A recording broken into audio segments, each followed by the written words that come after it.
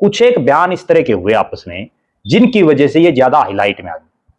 मेरा निजी अब है जी हुड्डा साहब पे हैवी रहे। मेरा निजी रूप से ये मानना है कि अभय सिंह चौटाला ने रैली जिस दिन रोहतक में रखी उस दिन तो ये हालात थे भाई, इतना हुजूम नहीं उमड़ेगा रैली में, कोई बहुत ज्यादा लंबा चौड़ा मामला नहीं बच रहा था इन लोगों का। ठीक है। लेकिन जो ही वो रोहतक में उन्होंने घूमना फिरना शुरू किया उसके बाद दीपेंद्र हुड्डा ने एक बयान दिया कि भाई, एक एंगल से उनका बयान भी ठीक था दीपेंद्र हुड्डा जी, कि भाई एक तरफ अभय सिंह चौटाला और इंडियन नेशनल लोकदल के नेता कह रहे हैं कि बीजेपी को हमने हटाना है, और दूसरी तरफ ये रैली रोहतक में कर रहे हैं, जबकि हकीकत ये है कि रोहतक में तो बीजेपी का मनीष ग्रोवर एक एमएलए बना था। ठीक है। या उससे पहले डॉक्टर मंगल सेन कभी जीता करते। ठीक है। ठीक है, बीजेपी का तो कोई सिस्टम ही नहीं था वहां। तो आज भी जो 4 विधायक हैं चारों कांग्रेस के हैं, उसके साथ लगते झज्जर जिले की बात करें तो 4 विधायकों में से 3 कांग्रेस के और 1 इंडिपेंडेंट है।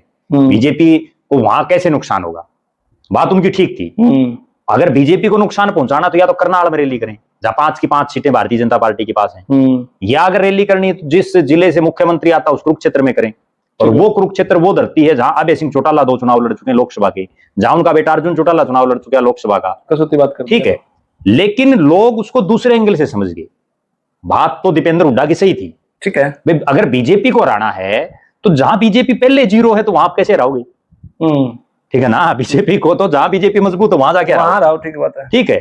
लेकिन लोगों ने उसका मायना क्या निकाला? लोगों ने भी लगा लो, इंडियन नेशनल लोकदल के नेताओं ने भी इस ढंग से प्रचारित किया। और आजकल सोशल मीडिया का जमाना है जिसमें हर आदमी जो है तोड़ फोड़ करके एक नैरेटिव सा सेट कर लेता है अपने हिसाब से। उसका मामला ये निकाल दिया भाई रोहतक में ये क्यों आ रहे हैं रैली करने, जबकि हर आदमी का अधिकार वो कहीं भी जाए, भारतीय संविधान में लिख रखे है कोई आदमी, हर आदमी स्वतंत्र है। अगर वो रोहतक में रैली करना चाहते हैं तो करें।